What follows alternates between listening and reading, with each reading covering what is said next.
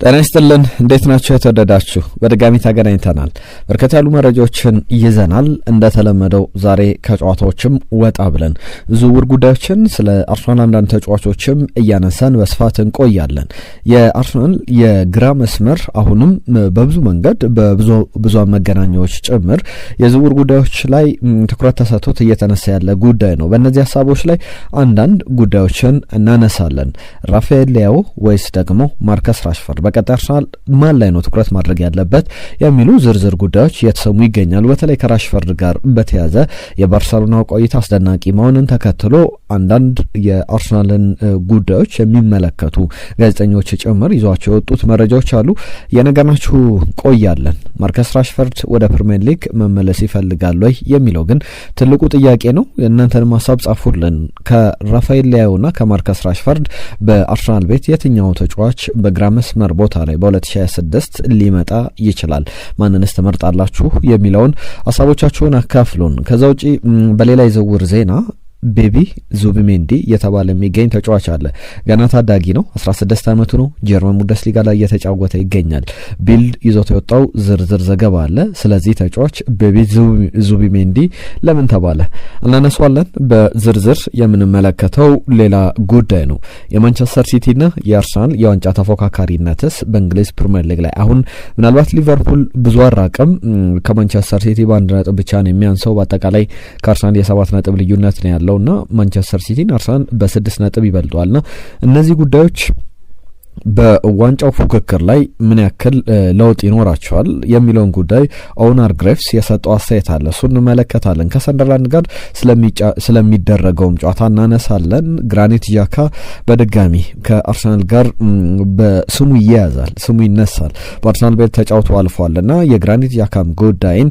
በተመለከተ ከዚህ በፊት የሰጠው አስተያየት አለ እሱን የነገርናችሁ እንቆያለን ሌሎችንም ጉዳዮች እናነሳለን ኦክቶበር ወር ላይ ነበርን ባለፉት ጊዜያት ላይ በአርሰናል ቤት ድንቁ ተጫዋች ማን ነበር ክርስቲያኖ ሮናልዶና አርሰናልንም የተመለከቱ ጉዳዮች በአጠቃላይ ብዙ ጉዳዮችን የነገርናችሁን የምንቆየው በቻላችሁት በያላችሁበት አብራችሁን ቆዩ ይህንን ቻናል ኢትዮ አርሰናል ቻናላችንን ሰብስክራይብ አድርጉ የመድፈኛው ቤተሰብ ከሆናችሁ ሼር አድርጉ ለወዳጆቻችሁ በደንብ በርከት ብለን አዳዲስ ጉዳዮችን ያልሰሙ መረጃዎችን እየነገርናችሁ እንገኛለንና ይህንን ቻናል ማሳደግ አለብን በቀጥታ ወደ ጉዳዮቻችን እንለፍ ከምንመለከታቸው ጉዳዮች መካከል እንግዲህ ስለ ዋንጫ ፉክክር ትናንትናም ሳነሳ ነበር አርሰናል በምን ደረጃ ላይ ይገኛል በቀጣይስ ከቡድኑ ምን ይጠበቃል የሚሉ ጉዳዮችም አንዳንድ ተጫዋቾችም ሐሳቦቻቸውን እየሰነዘሩ ይገኛሉ ስለ ክሊንሺት ኤፍሲ ክሊንሺት ስለመባሉ በዋንጫ ፉክክር ላይም የአርሰናል የበላይነት በደንብ ሊጠቀስ ሊነሳ የሚችል ጉዳይ ስለመሆኑ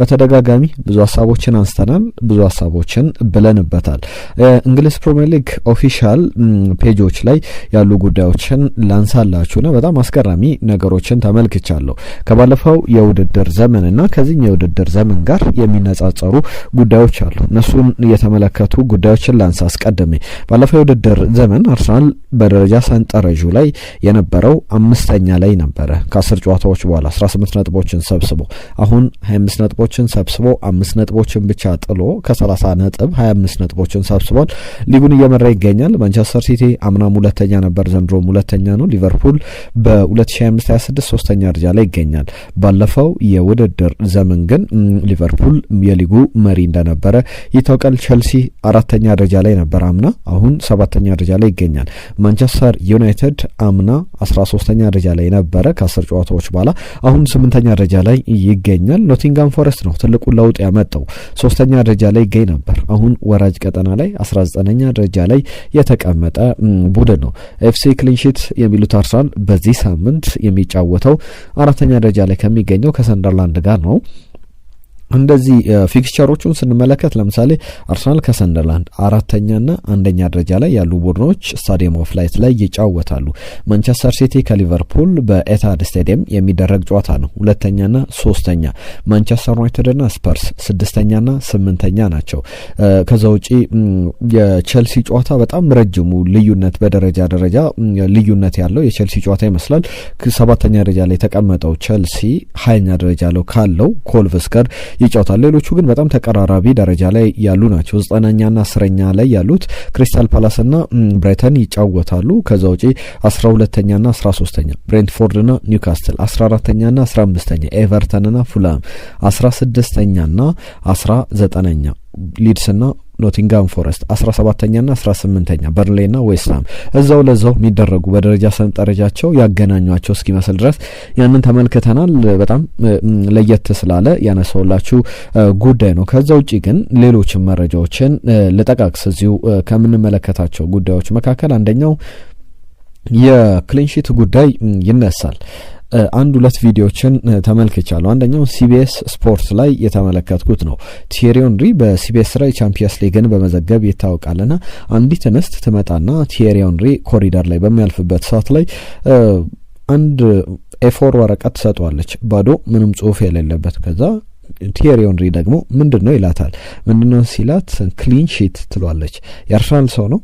ክሊንሺት የሚባለው እንግዲህ በቀጥታ ስንተረጉመው ንጹህ ወረቀት ማለት ነው።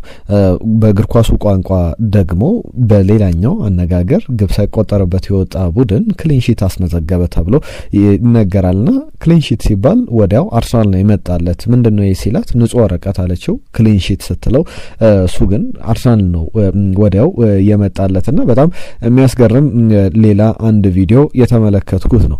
ሌላኛውን ደግሞ የፕሪሚየር ሊግ ኦፊሻል የቲክቶክ ቪዲዮ ላይ እናንተም ብትገቡ ታገኙታላችሁ። እንግዲህ ስለ አርሰናል ዲፌንስ በጣም ሊያነቃቃ የሚችል የአርሰናል ዲፌንስ ዋጋ የሰጠ ቪዲዮ ነው የተመለከትኩት።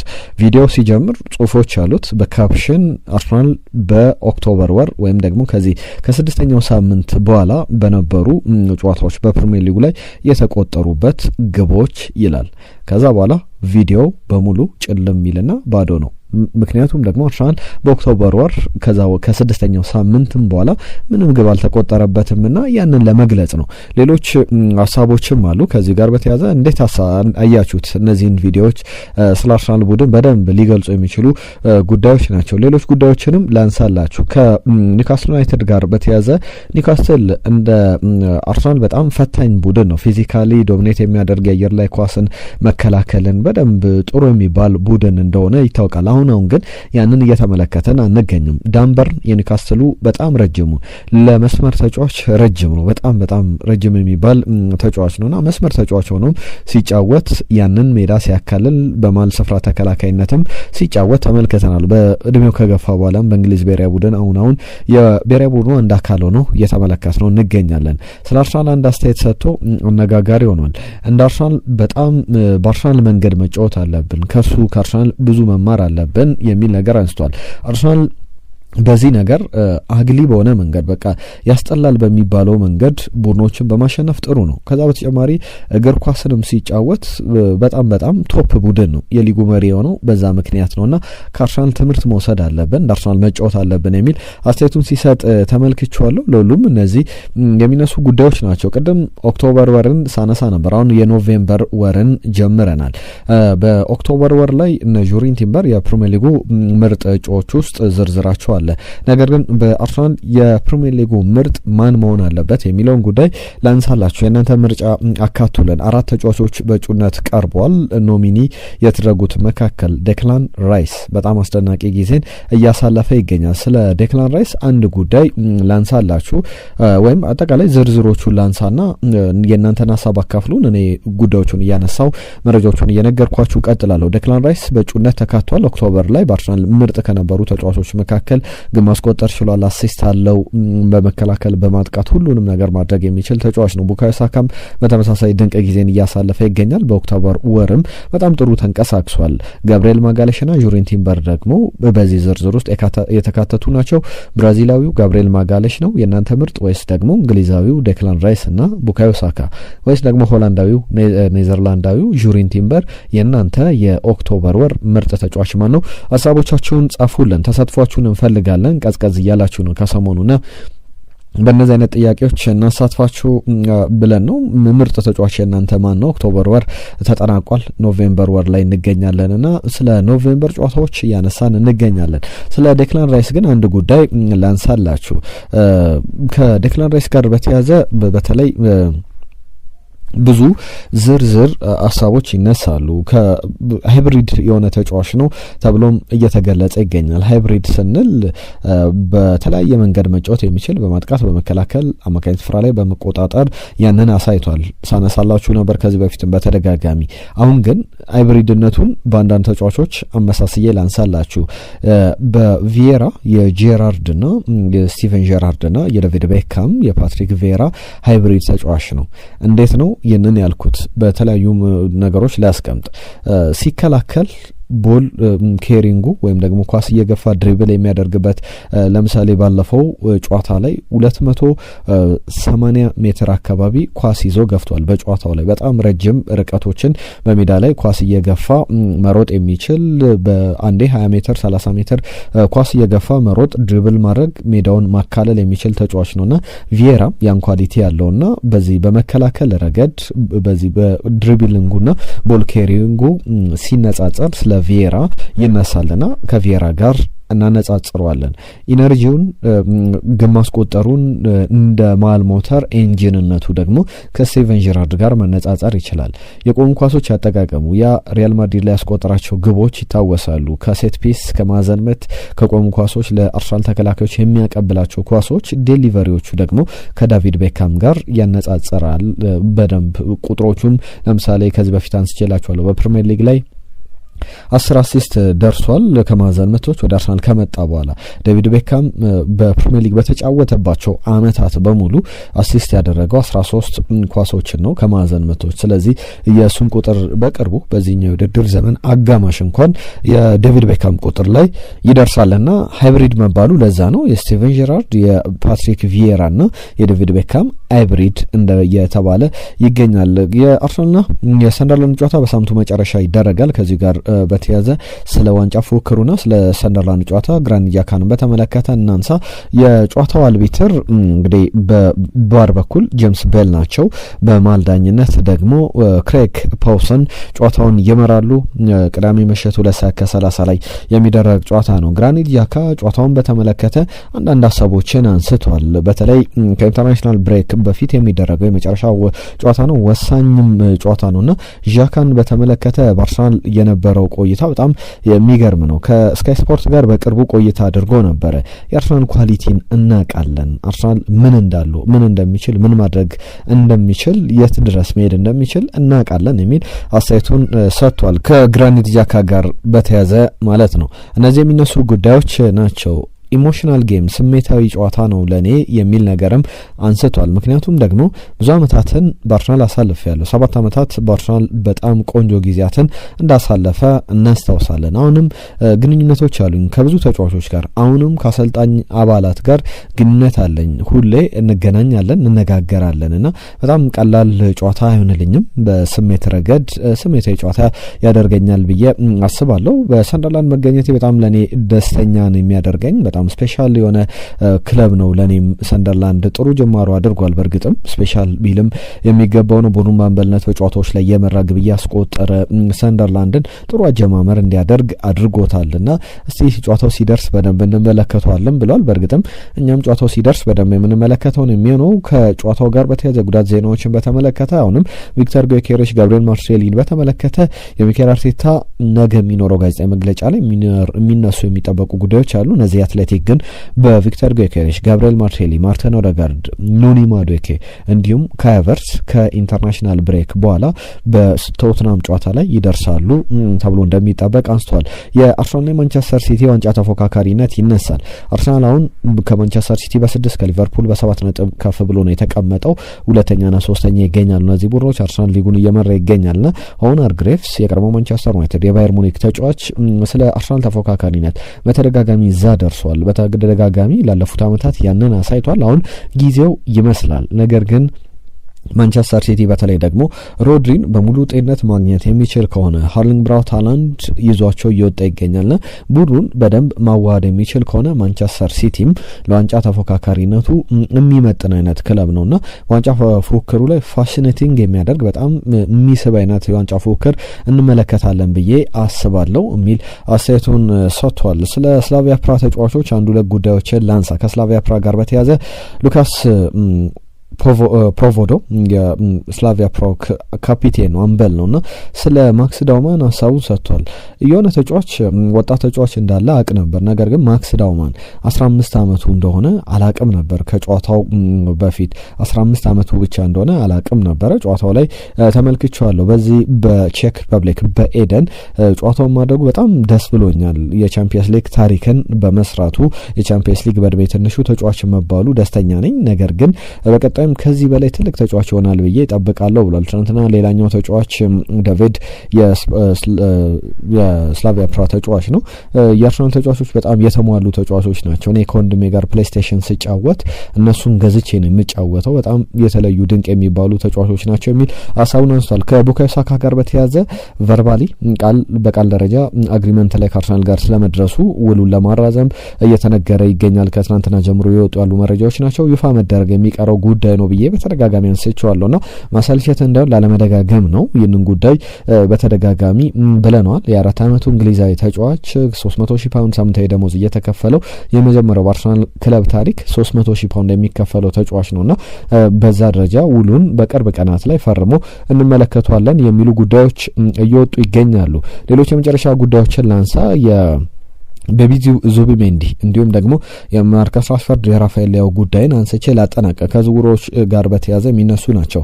የ16 ዓመቱ ቤቢ ዙቢሜንዲ የተባለው ተጫዋች እንደ የጀርመን ብዙሃን መገናኛዎች ዘገባ በተለይ ደግሞ ቢልድ ነገሩን ጠንከር አድርጎት ይዞት ወጥቷል። የሄርታ በርሊን ተጫዋች ነው። በሄርታ በርሊን ተመልክተነዋል። ኬኔት ኢቾርን ይባላል። የተጫዋች 16 ዓመቱ ላይ ይገኛል። በጣም ሃይሊ ሬትድ የሆነ ተጫዋች ነው። በቀጣይ ጊዜያት አማካኝ ስፍራ ላይ ጥሩ አቅም ካላቸው ተጫዋቾች መካከል አንዱ ነው። የሄርታ በርሊኑ አሰልጣኝም ጭምር ይህንን ያረጋገጡት ናቸው። ፕሪሲዝን ላይ ገና 16 ዓመት ሳይሞላው እድሎችን ሰጥተውት ነበር። እኔ ጉዳይ አይደለም እድሜው ብለው ሲናገሩ ነበር። ዘንድሮ በጀርመን ቡንደስሊጋ ላይ 5 ጨዋታዎችን አድርጓል። በጀርመን ካፕ ላይ 1 ጨዋታ ተጫውቷል። በደንብ ማኔጅ እያደረጉት ይገኛሉ። ብዙ ጨዋታዎችን ተጫውቶ እንዳይተሰላች ገና ከወዲሁም እንክብካቤ ያደረጉለት በወሳኝ በሚፈልጉት ጨዋታዎች ላይ ደግሞ እያሰለፉት እየተመለከተን እንገኛለን። አሰልጣኙ ኮቹ ስቴፋን ሌትሊ ስለ ተጫዋቹ የሰጡት አስተያየት አለ።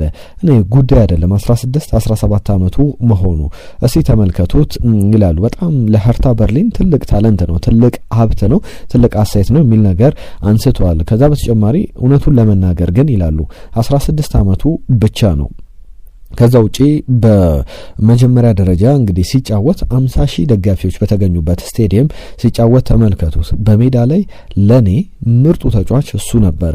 በሜዳ ላይ እሱ ነው በጣም በልዩነት ፈጣሪ የነበረው። 16 ዓመቱ መሆኑ ያን ያክል የሚያሳስብ አይደለም ብለዋል። እንደ ጀርመን ብዙሃን ዘገባዎች ከሆነ ከቶኒ ክሮስ ጋር ያነጻጽሩታል። በተለይ ደግሞ የበለጠ ሌሎች ነገሮችን ኮምፓክት መሆኑ ተጫዋቹን ስናነጻጽረው ደግሞ ቤቢ ዙቢሜንዲ እያሉም የጀርመን ብዙሃን መገናኞች እነ ቢልድ ዘገባውን ይዘቱ እየወጡ ይገኛሉ። ከ20 እስከ 30 ሚሊዮን ዩሮ የሚገመት ተጫዋች ነው። አርሰናል ዩዝ ዲቨሎፕመንት ላይ ወጣቶች ላይ ትኩረት አድርጎ እየሰራ ነው።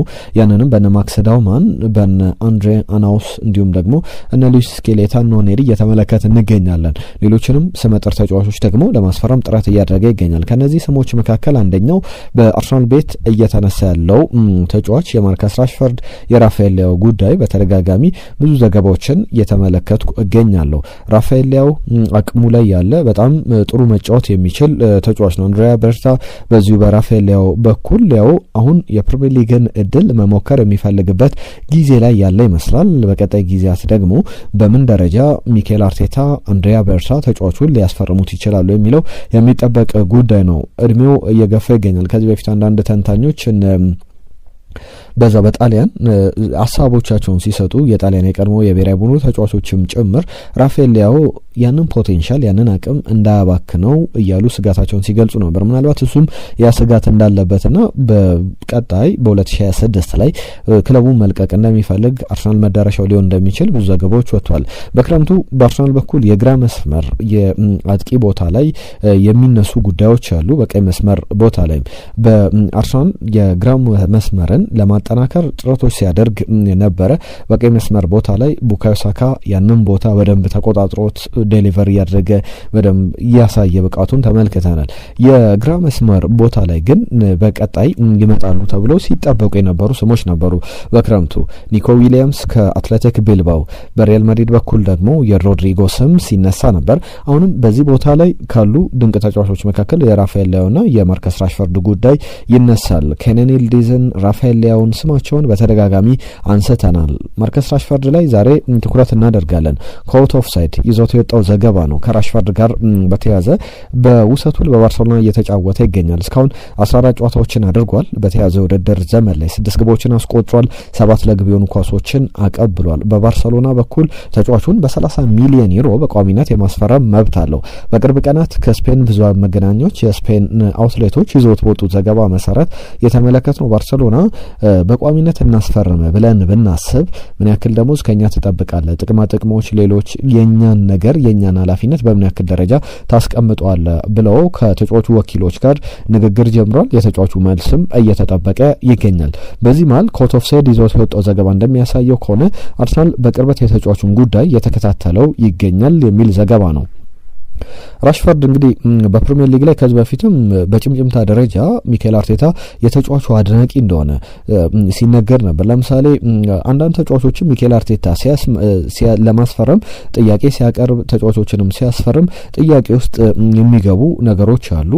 አስቀድሞ ብዙዎች ብዙ ሀሳብ ያነሳሉ። እንዴት ይህንን ተጫዋች ያመጣል? ለምሳሌ የኖኒ ማዱዌኬ ቲፒካል ኤግዛምፕል ነው። ትክክለኛ ምሳሌ መሆን መነገር የሚችል ጉዳይ ነው። የክርስቲያን ኖርጋርድንም ጉዳይ ተመልክተናል። እንዴት ፐርፎርም እያደረጉ እንደሆነ የተመለከትናቸው ነው። የአርሰናል ስኳድ እንዴት እንዳሳደጉት። ኖኒ ማዱዌኬ በመጎዳቱ ብዙ የአርሰናል ተጫዋቾች የአርሰናል ደጋፊዎች ጭምር ሲቆጩ ተመልክተናል። ያንን የሚኬል አርቴታን እይታ ልናደንቅ የሚገባ ነው። ማርከስ ራሽፈርድ ላይም ያለው የተመለከተው የሆነ አይነት ኳሊቲ እንዳለ መናገር ይቻላል። ከራሽፈርድ ጋር በተያያዘ ወደ ፕሪሚየር ሊግ መመለስ ይፈልጋል አይፈልግም ሌላ ጥያቄ ሌላ ጉዳይ ሊሆን ይችላልና በጣም ቨርሳታይል ተጫዋች ነው። ያለውን አቅም በደንብ መመልከት ይቻላል እና ከማርከስ ራሽፈርድ ጋር በተያያዘ እንዴት ትመለከቱታላችሁ? በአርሰናል ቤት በአርሰናል ስኳድ ውስጥ ፊት ያደርጋሉ ወይ ብላችሁ ታስባላችሁ ወይ? ሀሳቦቻችሁን ጻፉልን። ነገም አዳዲስ ጉዳዮችን በዝውውር ጉዳዮች ላይ ጠንከር ያሉ ሀሳቦችን የሰንደርላንድ ጨዋታ ላይ የጉዳት ዜናዎችንም የተመለከቱ ሀሳቦችን ይዘን በአዲስ መልክ በአዳዲስ ጉዳዮች እንመለሳለን። ለዛሬ ያዝነው ጉዳይን ግን ከማጠናቀቃችን በፊት የክርስቲያኖ ሮናልዶን ጉዳይ ከሰሞኑ እናነሳዋለን ብለን እንዲሁ ስናልፍ ነበረ። ክርስቲያኖ ሮናልዶ ከፒርስ ሞርጋን ጋር በእግር ኳሱ ዓለም ትልቁ ስም ያለው ተጫዋች ነው። ክርስቲያኖ ሮናልዶ በብራንዲንግም በውጤትም በቁጥሮችም በሪካርዶችም ቀዳሚ የሚባል ተጫዋች ነው። ፒርስ ሞርጋን ደግሞ ኢንተርቪው በማድረግ በዚህ በጋዜጠኝነቱ ዘርፍ ላይ እንደ ሱፐርስታር ለከዋክብት መካከል መጠቀስ የሚችል አንድ ትልቅ ባለሙያ ነውና ከፒርስ ሞርጋን ጋር ቆይታ አድርጎ ነበረ። ያ ቆይታም ብዙ ሲያነጋግር ነበር። ከነዚህ ጉዳዮች መካከል አርሰናልን ለመቀላቀል በጣም ተቃርቤ ነበር ሲል ሀሳቡን ሰጥቷል። አርሰናል ደግሞ ዘንድሮ ዋንጫ መብላት የሚችልበት እድል አለው፣ እንዲበላም እፈልጋለሁ ብሏል። ከዛ በተጨማሪ ፕሪሚየር ሊጉ በጣም ከባድ ነው። የተለየ አይነት ሊግ ነው። የተለዩ ፉክክሮች ይኖራሉ። ነገሮች በአንዴ ሲቀያየሩ ልትመለከቱ ትችላላችሁ። ምን እንደሚፈጠር ላይታወቅ ይችላል። ነገር ግን አርሰናል ዘንድሮ እድሉ አለው ዋንጫውን ለመብላት። ያ ጊዜ ለአርሰናል ሊሆን ይችላል ዘንድሮ የሚል ሀሳቡን ሰጥቷል። በመጨረሻም ይህንን ሀሳብ ላካፍላችሁ ብዬ ነው። አብራችሁን ስለነበራችሁ ከልብ እናመሰግናለን። ብዙ ጉዳዮችን ነገርናችሁ፣ ብዙ ሀሳቦችን አነሳን። ዝውውሮችን በተመለከተ ቻናላችንን ሰብስክራይብ አድርጉ። የመድፈኛው ቤተሰብ የመድፈኛው ደጋፊ ከሆናችሁ በዕለቱ አዳዲስ ጉዳዮች እንዳያመልጣችሁ የደውል ምልክቷን በመጫን ቤተሰብነታችሁን አሳዩን። ለዛሬ እዚህ ላይ እናበቃለን። ጤና ይስጥልን።